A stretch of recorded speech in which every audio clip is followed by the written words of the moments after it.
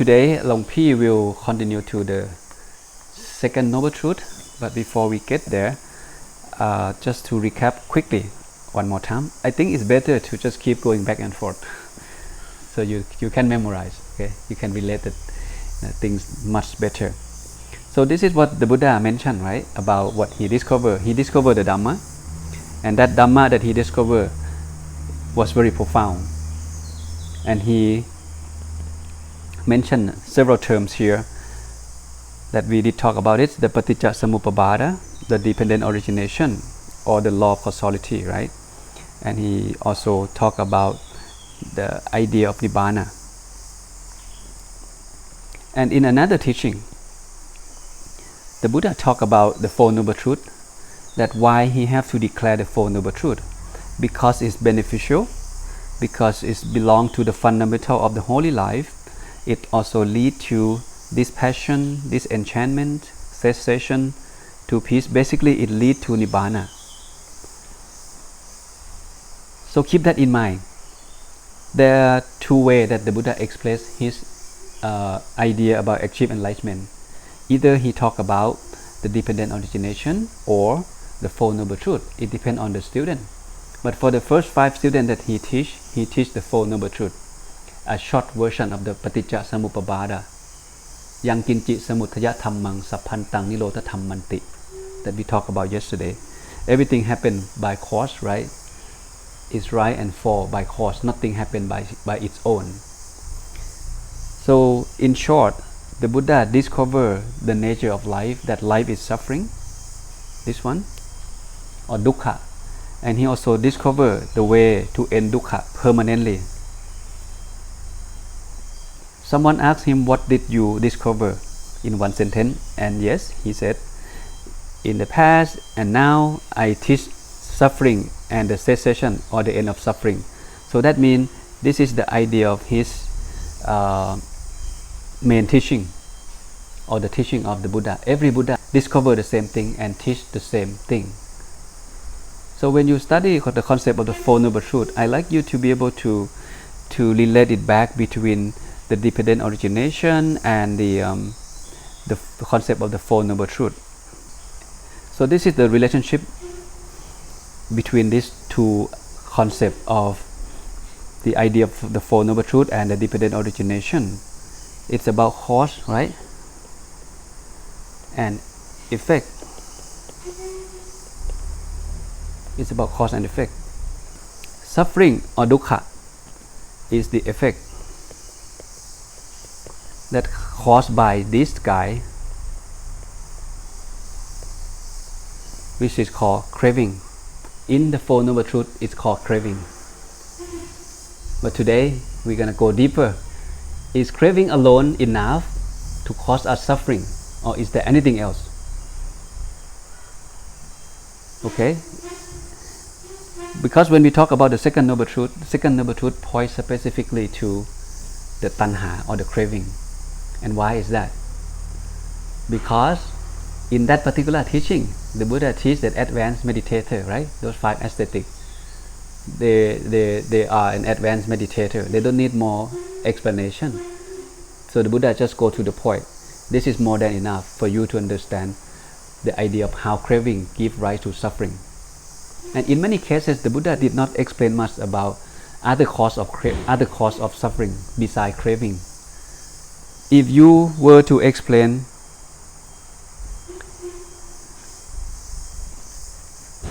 the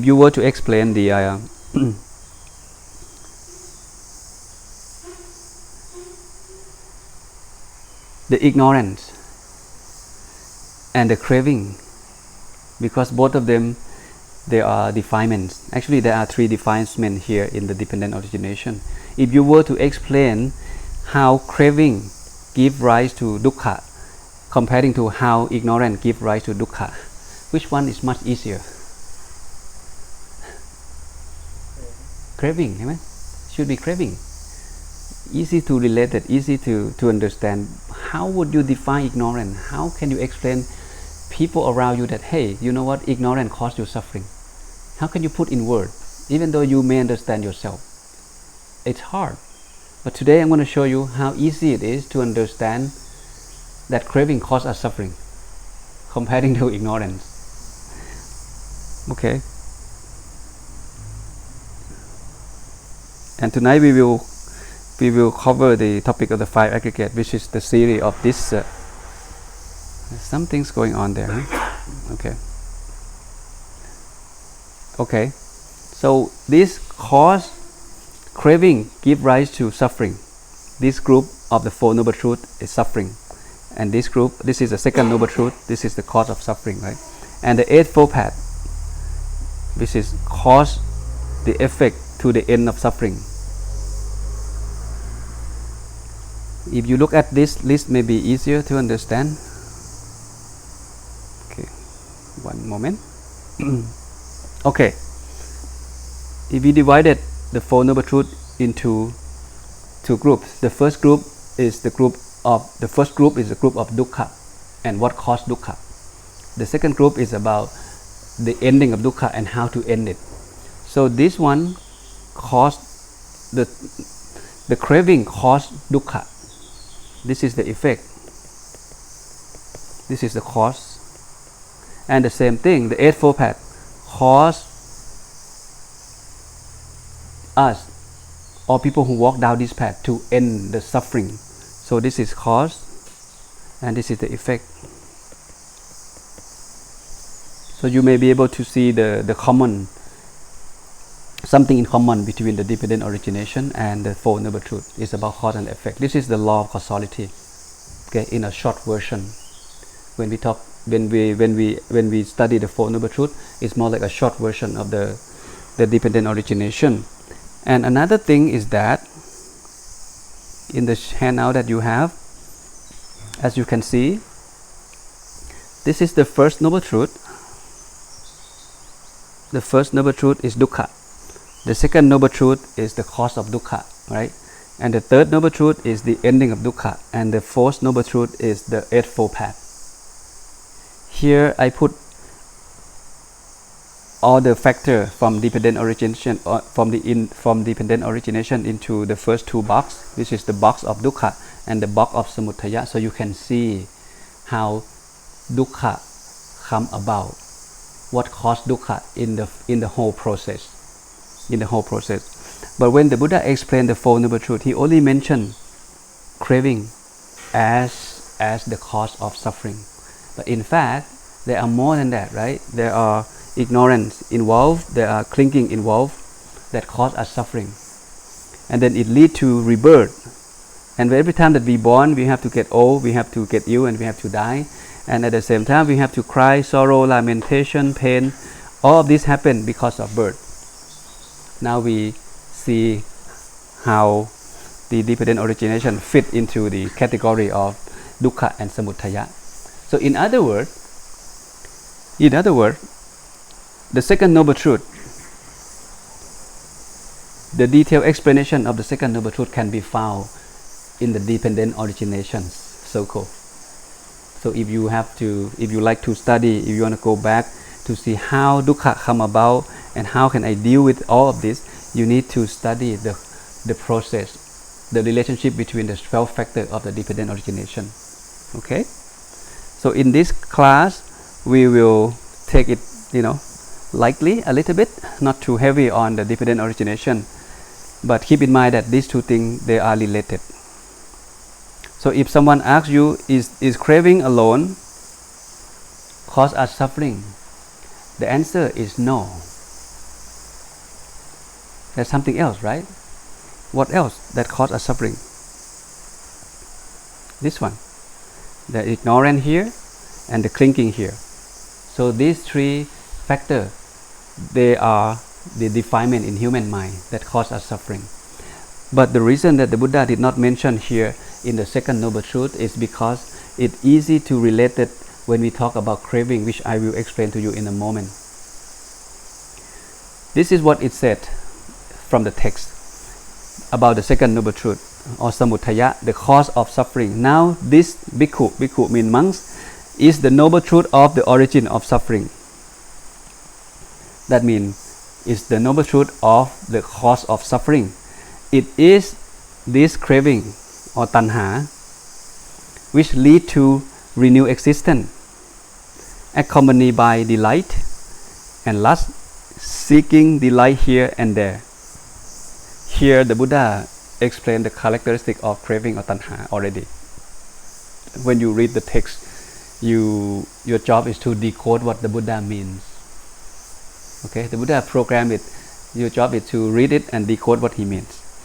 That is craving for sense pleasure or kama tanha, craving for existence bhava tanha, and craving for extermination or non-existent or vibhava tanha. I'll come back to this again. In another teaching, Bhikkhu, what is dukkha? The Buddha explained, form means this physical body, rupa. Form is dukkha, feeling is dukkha, perception is dukkha, mental formation is dukkha. Okay, consciousness is dukkha, and this is called dukkha. In one way that the Buddha explained what it means by dukkha, it's about the five aggregate, okay, which we will discuss tonight. And here the Buddha talk about craving again. What bhikkhu is the root of dukkha? The Buddha point to craving again. Craving that lead to renewed existence, that accompanied by delight and lust, and seek delight here and there. That is called craving for sense pleasure, kama tanha, craving for existence or bhava tanha, and craving for extermination or non-existent is called vibhava tanha. This is called the root of dukkha. Okay, so we see two places from the text by now that the Buddha emphasized that, hey guys, the root cause of suffering is craving or tanha. Okay. And he also explained the characteristic of tanha already. When tanha take control your mind, okay, it's renewed existence. Renewed existence can mean that it causes us to reborn in the future life. That's one way of look at it.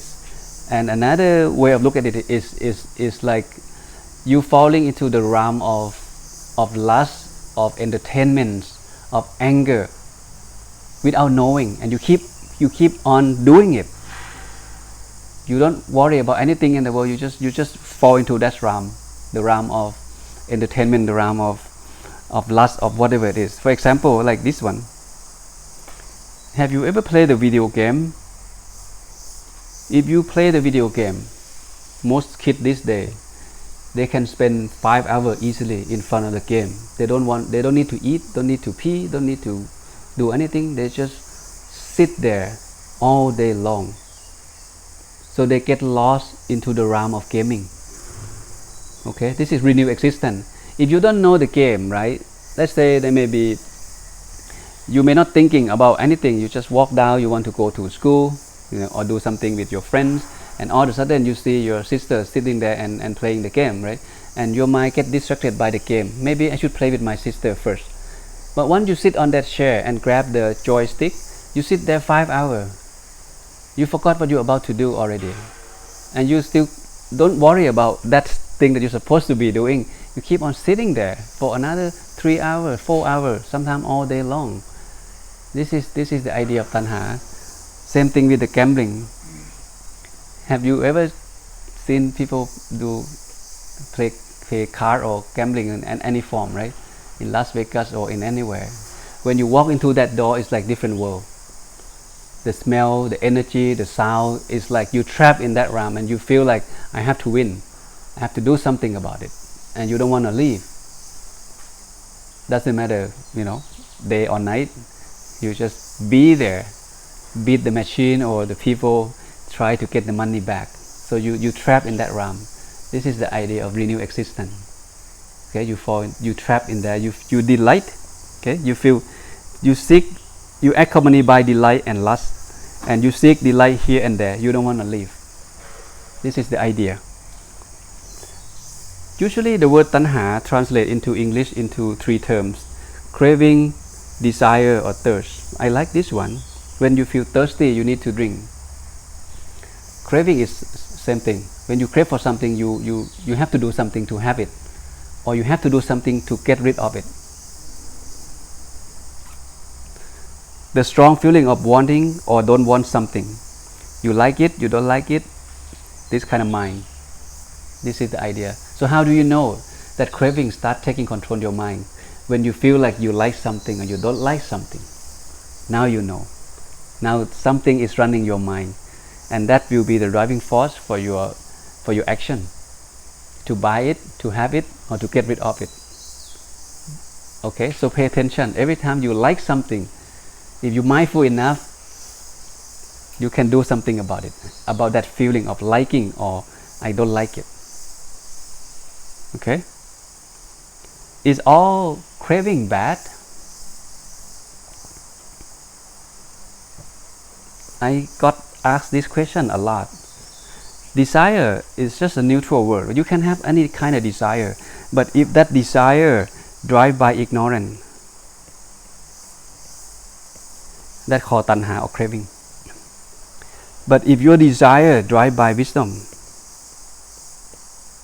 okay, it's called passion.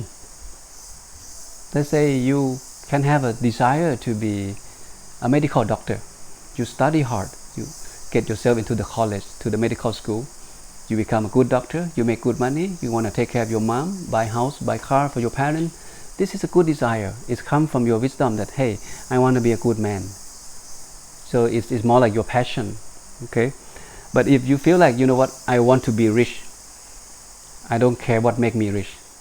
I want to take care of my parents. I want to be rich. So you can do all kind of bad things to be rich. You can rob the banks. You can do corruption. You can use your job to make money in the wrong way. You can be rich too.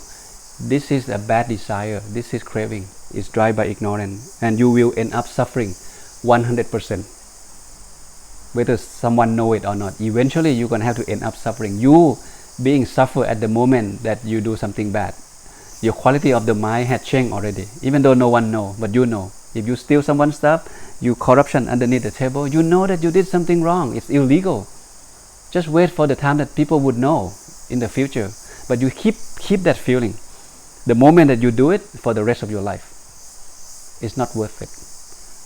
Okay, it's not worth it. So please don't do it. And that's the idea of the tanha. Okay, so in another teaching, the Buddha mentioned that the world is lack and hungers and enslaved to thirst. I kind of impressed this short sentence without realizing all of us, the world in this case means all of us, all human beings, we enslaved to craving without knowing. We will never feel enough of who we are and what we have. Even the rich man in the universe still want to be rich and richer. He don't want to come back down to the second place, the third place. He want to be on top. And someone asked the king, okay, from the Buddha time, the king, the great king over there back then, you know, they're very powerful, right? They own the army, the territory, own many things. And someone asked him, if you know that there is the neighboring country that you can fight and you can win, would you go there and take their land? He said, definitely I will.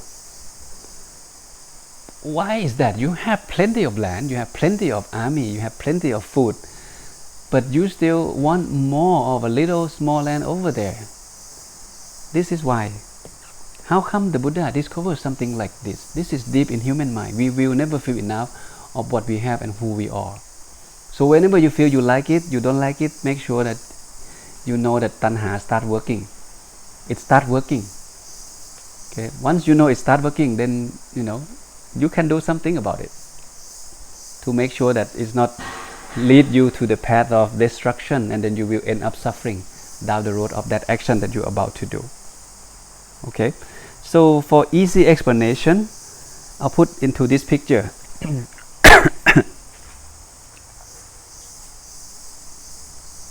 In one teaching, the Buddha said, there is no love surpass the love of oneself. Don't you agree? There is no kind of love surpass the love of oneself. Basically, you love yourself more than anything in the whole world. You reflect on it, okay? You reflect on it. Why did he say that? According to this chart, it helps us to understand much better. When we related tanha to the word instinct, human being and all the animal, we born with this instinct. Number one instinct that everyone has is instinct to have. We want to have stuff, right? We want to have. We never feel enough of having more, even though that thing we may not need it, but if it's on sale, we buy it. For some reason, we buy it. So we have an instinct to have, an instinct to accumulate. How many stuff you have in your closet that you never used in the past 6 months? Some, right? Shoes, pants, jeans, shirt, you name it. There are all kinds of stuff that we keep accumulating. This is the human instinct, human nature, to acquire something. Acquire something. So the kama tanha, or the instinct to have, is this one. The second tanha is vibhava tanha, which is the second instinct. We have instinct to destroy. If we feel in danger, we either run away or we either fight with it, right? Either one. We have instinct to destroy. That's the human nature. Tanha, the vibhava tanha, the same thing, is the nature or the instinct of human being to get rid of something we don't like. So we can clear space for something that we like to put in there. I'll give you an example in a moment. And the third instinct is instinct to survive. This is the deepest. Okay, this is the green one, the instinct to destroy. And the red one, this one, is called bhava tanha. This is the deepest instinct in human nature, including animal as well, about instinct to survive. We will do whatever it takes to make sure that we survive. In the time of COVID, right, you need to save some money. You may not sacrifice that money to buy the new iPhone, but you will save the money to buy food instead. iPhone can wait, can put on hold. Why? Because you need food. You cannot eat iPhone. You need to eat food. So you save money for, during that difficult time, to make sure that you and your family will be survive, have enough money to pay the bill, to buy food. So we have an instinct to survive. We will not compromise anything at all. We want to make sure that we survive in all kinds of situations. Clothes can buy later. Entertainment later. Travel later. But today, this week, this month, I will make sure that me and my family can survive. And that's the instinct. Yes, of course. I think it's fall into this kind of tanha. Kama tanha come with the idea of lust. Yes. And the driving forces come from lust. Okay, that's why there's a reproduction. Okay, human and animal. The driving force for that behavior is to the lens of Buddhism we call lust. Okay, to the scientific world we may call the instinct to reproduce. Okay, it's the same thing. But in human mind, we have this definement called lust. Lust equal love, and because of love of oneself, then we have something more. The reason this man loved this woman, because he loved himself. He hoped that by having that person to be my girlfriend, I will be happier. I will be a happy man on the planet. So I look for love. So his lust feeling or instinct to have, or kama tanha, forced him to think, hey, you know what, that's beautiful girl. You should have her as your girlfriend. Where did that thought come from? How could you explain this behavior of human? It's come from lust. It's come from the defilement. It's come from ignorance.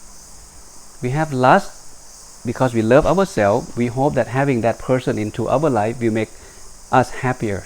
So we go find that, dream woman in our life. Look for her, and then you find her.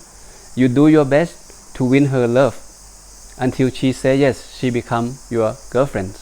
Now you are a happy couple. The reason he is happy, because she loves him. And one day, if she doesn't love him, he will be an angry man. He can turn the whole world upside down. This is the love driven by lust. It's come with suffering. Keep that in mind. And eventually, they want to separate. No more love. 5 years down the road, no more love. That love's gone. This is called vibhava tanha. I don't want to have this relationship anymore. I want to end it. I want to destroy it. So it's an instinct to destroy that relationship. I want to end it today. Now I don't want to be your boyfriend. I'm done with you. And then you go find another dream ladies in your life. Second one, third one, fifth one. Keep on going. Come back to the same realm. Because you love yourself, that is why you look for more love into your life. It never ended. It will end up suffering. So this is the very classic example about the idea of tanha and how it works. And if we can relate it back to the idea of defilements, the root cause of all suffering come from these three major defilements: greed, hatred, and delusion. Right? Greed is here, the yellow color. Greed related to kama tanha. You crave to have something, human, animal, object, you name it. You crave to have. Once you crave to have, you find way to have it, to own it, and eventually you get bored of it. You crave not to have it. It drives by dosa or anger. Now I don't like it. If you don't like it, what do? You get rid of it. You sell it. You throw it away. You break it up. And this red color is ignorant. This is the deepest instinct or the deepest defilement that keep in our mind. That's why it's in the center. Because everything that we do, okay, somehow it's mixed. This red color will be mixed with the yellow color or the green color all the time. Because of lust, I think this person is for me. No matter what people said, you don't care their opinion. Now your job is to get that woman only. I don't care about what my friends said. I don't care about my parents said. Because lust and ignorance combine together, and you go after that person or that object. And because of anger and ignorance also, you go there and destroy things that you don't like. Do something, in something really bad, like breaking precept. And this day in Thailand, it's kind of sad to see the news that, husband kill wife, wife kill husband. When they break up, get a new boyfriend, and this guy go and kill both of them. You see the danger of lust. This is the danger of lust. And why did they do that? If you look at this picture closely one more time, okay, the red color is in the center, right? This is me. When you have that feeling of me, another thing that comes with it is mine. This is me. This is my computer. This is my water. This is my phone. This is my wife. This is my kid. If you do something with my wife, I kill you, because she is mine. He is also mine. The idea of me and mine come with this, bhava tanha and the ignorance that combine together is the driving force behind our thinking, that drive our behavior to do something like that, to go out there and kill people, to go out there and be a harmful person. This is very scary. And the Buddha, let us know very long time ago that you need to be careful. Okay? So I will show you the example in a moment. At this point, any question, any thought? Where does craving arise? And where does it dwell?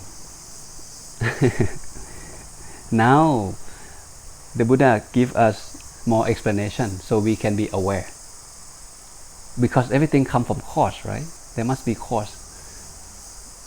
It cannot, or the Dhamma cannot just appear by its own. Whatever seems endearing, okay, agreeable.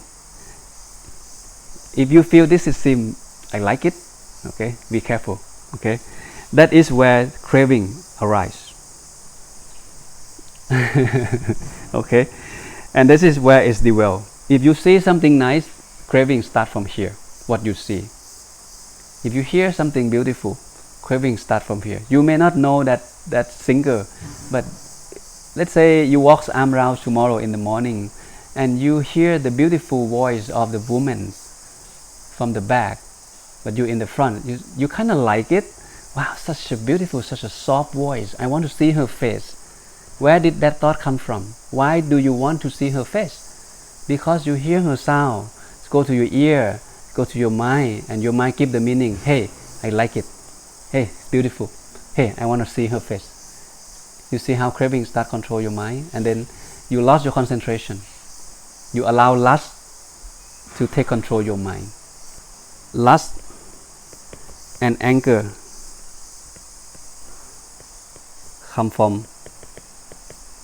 start from I like it. Anger come from I don't like it, and it go from there. When you start getting agitated, that means this anger or hatred already take control your mind. Your job is to extinguish that fire as soon as possible. Don't let it burn.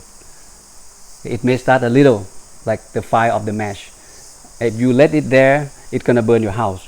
It's gonna be difficult to extinguish it. So your job is to prevent that from happening, to know the state of your mind and to be able to control. Otherwise, if you cannot control it, it will lead you to the path of suffering. Oh, I want to disrobe. I want to talk to her. I want to have her number. I want to have her email. Now your mind is already there. But you want to be a monk, and now you change your mind. I want to be a man. Go after that woman who come visit me today. You see, all of a sudden, it turned the whole world upside down. So it is about us knowing what's happening in the mind. This is the idea why we need to know what causes us suffering. Why we need to know this stuff about the lust, the anger, the delusion, and the craving. So the Buddha pinpoint here clearly. He said, the world, all of us, we will never feel enough. We always feel hungry, and we enslaved to craving. These three kind of craving all the time. All the time. Again, keep in mind that this is deep stuff. The Buddha see this from his meditation, and now we trying to intellectually understand it. It may make sense, it may not make sense. It's okay. Take this information with you. Okay, take this information with you and reflect on it. And that is why a lot of problem in the world happening. People kill people. People lie to people. People cheat. People take advantage to people because of the craving that drive their mind. But whatever you do that drive by craving, you will end up suffering because it's drive by ignorance. Because you not knowing, and you don't brave enough to make decision. No, I don't want it today. I will buy it later. This is the idea of craving, how it take control your mind. And in some particular sutra, the Buddha talk about craving in terms of the sense-based object. Craving for form, that means you crave when you see something through the eyes. Craving for sound. You may sit here and you may be thinking of, oh, I like to hear my favorite song when I was home. So you recall that craving, that music. So you want to listen to the music instead of you focus on your meditation object. You crave for the smell, you crave for food. Okay, I want to have this, I want to have that. And crave for the physical touch, and crave for a good feeling in the past. You may have romantic feeling in the past. You may have good meditation feeling last week. So you crave to have the same meditation experience, and that's also called craving. So the more you crave for it, the more you don't have it, the more you further away from it. So when you meditate, your teaching monk will teach you to let go, right? Don't crave for even the good experience that you have this morning, in this afternoon. Because when you crave, the mind start go out of the center, go out, it cannot come back. It will go there until it get that feeling. So the more you push the mind to go out there and grab that feeling, most likely you're not going to have it. You're going to be further away from the stillness of the mind. You see how craving run our life. Moment to moment, the moment that you wake up is always there. And how can we prevent this from happening? In another teaching, the Buddha teach us to get rid of, because craving is to be abandoned, right? The cause of tanha is to be abandoned, but the dukkha is to be understood. The first noble truth is to be understood. Understand the cause, understand that, hey, what's happening at the moment, why you feel suffering. And for the cause of craving is to be abandoned, to avoid. You should give up these three craving. The three craving you should give up. First is the kama tanha, crave for sense pleasure, okay, crave for existence, and crave for non-existence. These are the three craving that you should give up. The question is how? How can we get rid of these three things? And here is the short and powerful teaching that the Buddha gave us, that you have seen it already. He said, a wise man grounded in ethics, developing the mind and wisdom, a keen and alert bhikkhu can untangle this tangled mass. The tangled mass is tanha and ignorance, all the defilements. You see, it's coming down to the same framework. About ethics is about sila, right? And developing the mind is about meditation. Okay, and wisdom is wisdom, panya. Sila, samadhi, panya, which is the short format of the Noble Eightfold Path. And I'm going to give you a practical way to deal with tanha. Okay, so we have to come back to this, to the handout that I give you. If we see the whole thing, the whole process, all the factors involved that give rise to suffering, then we can do something about it. Craving is here. What happened before craving get to us? We feel first, right? And why do we feel? Because we see there's something contact our eye, contact our ear, contact the body. When contact arrives, and when your consciousness is arrive, you start to feel. When you feel, you either like it, don't like it, or feel neutral. And it goes from there. When you like it, you go after it. When you don't like it, you either destroy it or run away from it.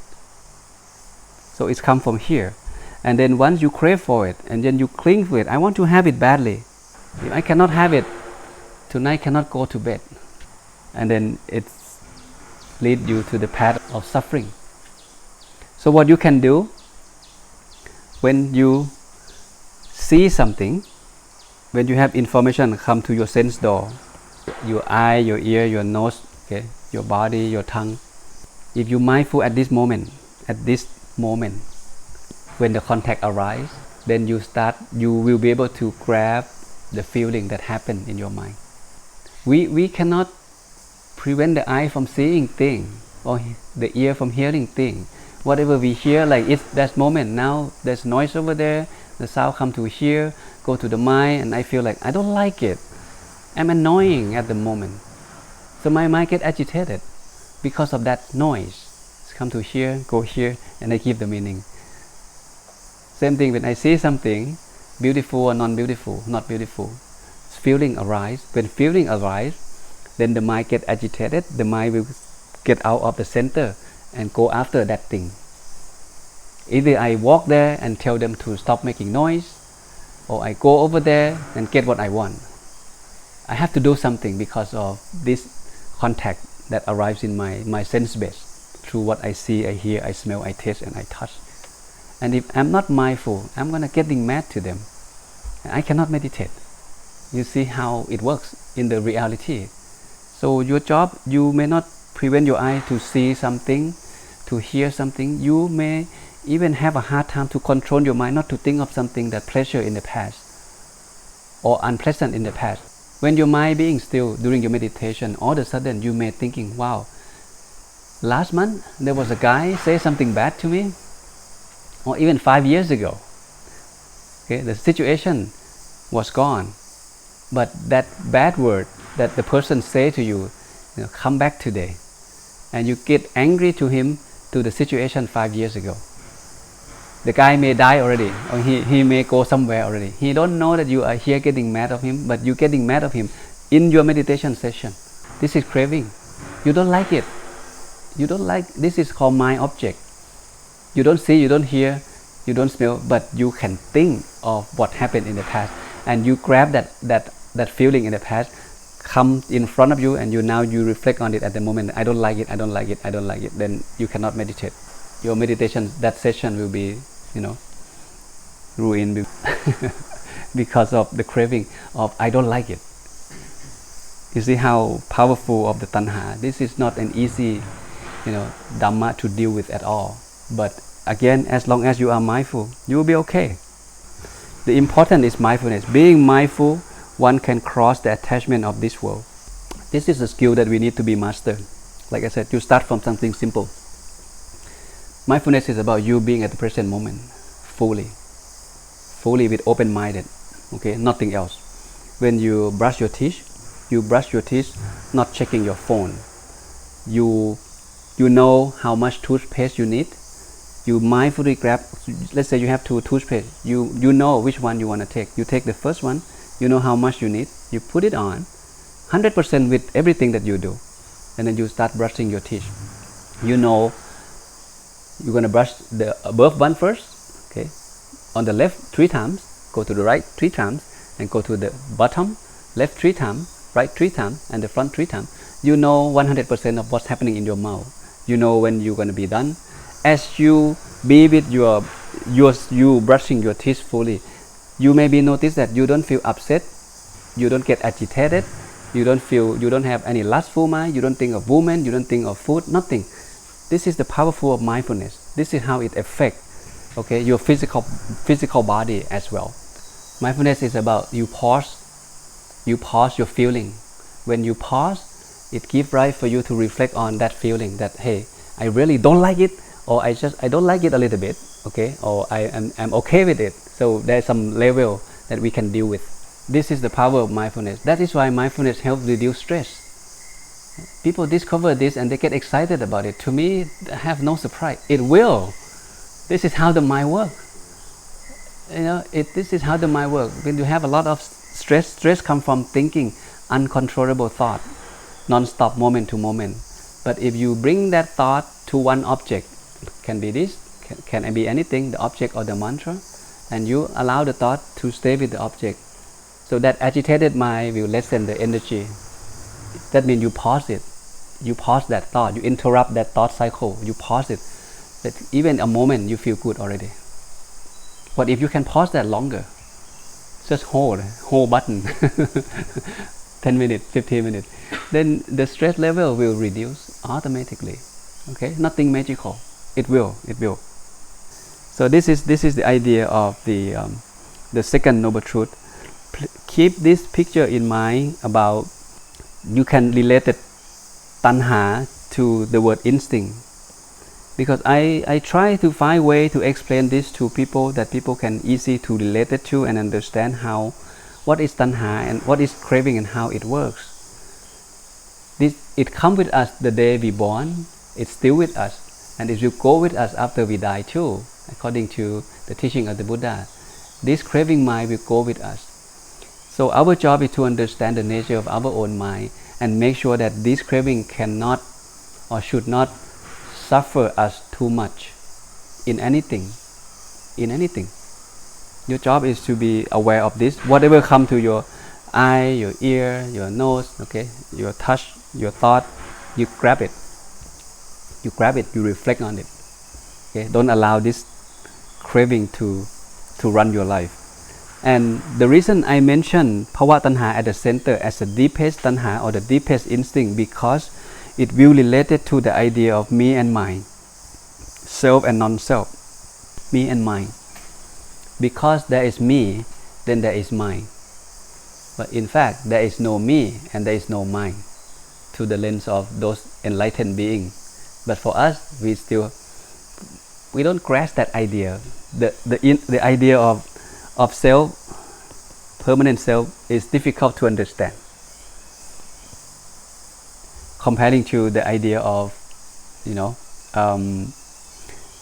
impermanent and the idea of suffering. We kind of understand, but what is not self? What is anatta? What does no self mean? I don't get it, right? How can we understand this concept of not self? Because when we understand the concept of not self, then it helps us to let go. One of the Buddhist scholars, Puttakosa-chan, he mentioned that suffering exists, but there is no sufferer.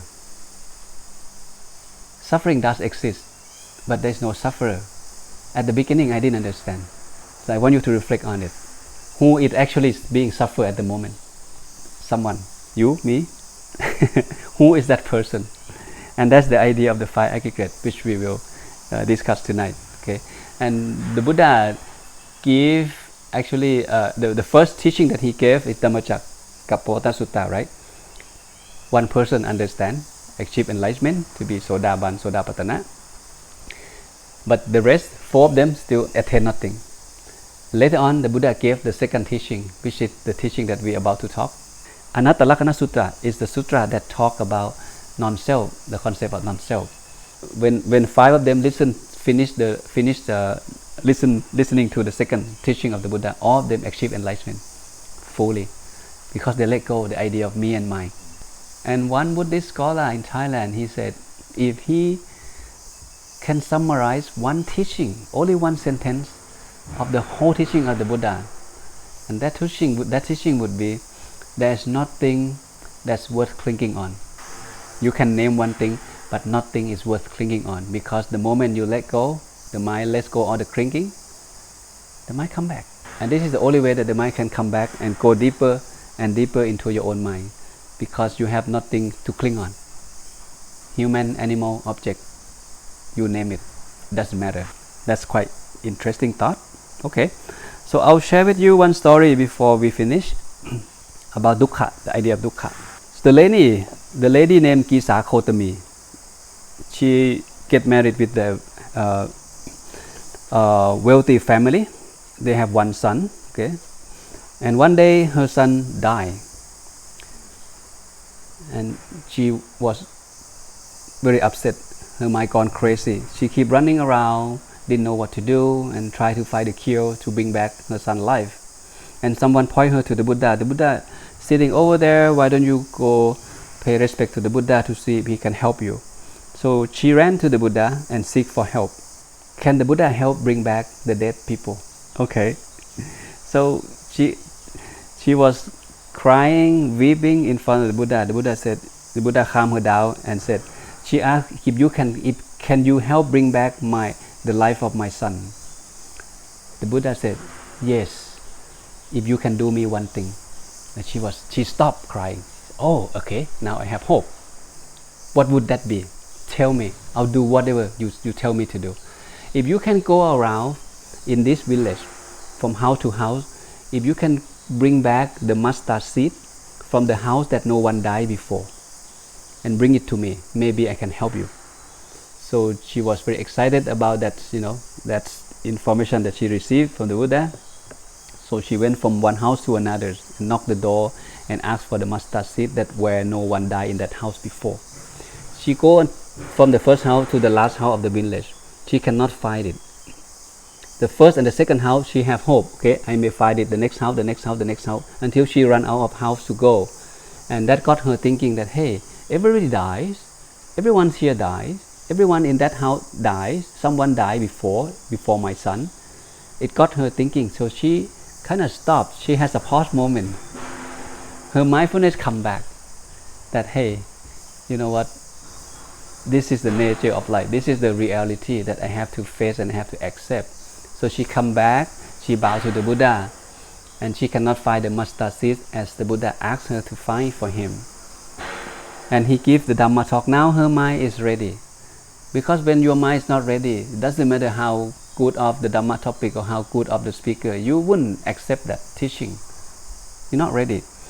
Even though one should live 100 years without seeing the deathless state, yet better indeed for a man who live only one day and see the deathless state of life. That means a person who reflect on the reality or the nature of life, even one day, is worth living than a man who can live 100 years without reflecting on his own life.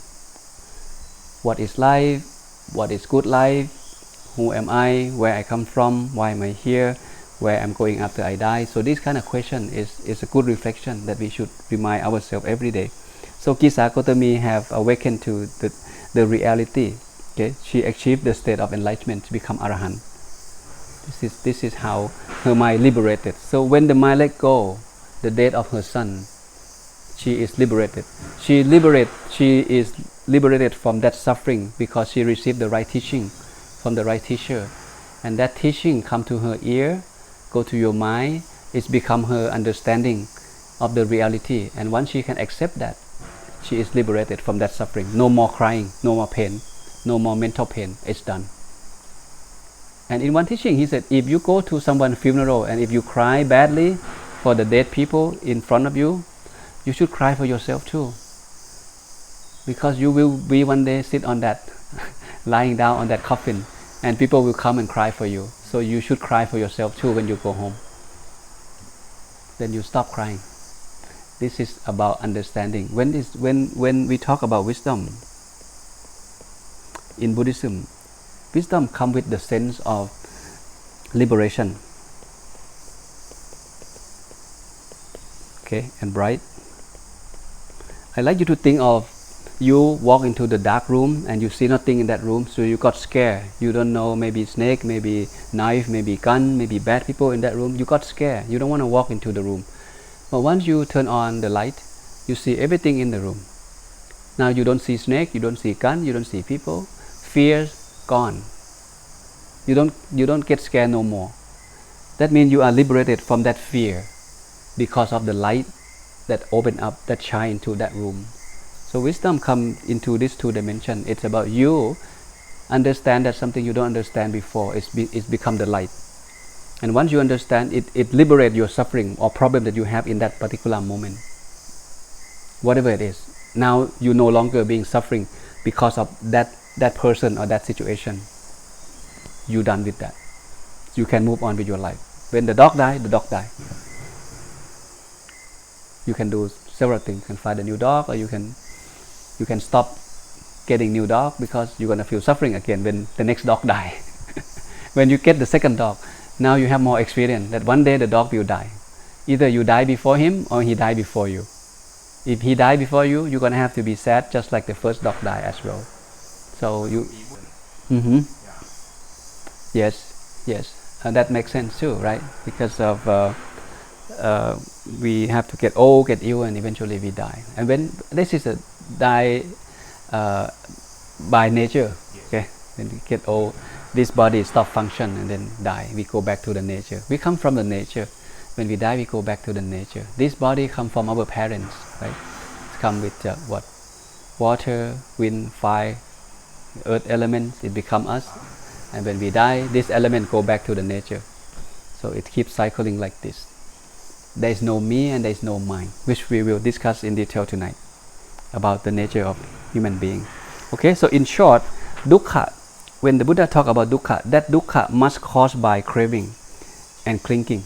The reason we become suffering because we crave for it. Why we crave when we sick? Because we don't want to be sick and we don't want to die. There is someone feel that I don't want to die. Who is that I that feel that I don't want to die? The suffering in our life come from craving, and that craving usually because of the attachment of the five aggregate that cause us suffering. Whenever we can detach or remove the craving or the clinging, then we are liberated. Okay, there's no more suffering. So take this information with you and digest on it. Take your time. Okay, it's quite heavy. And tonight also there's another heavy topic as well.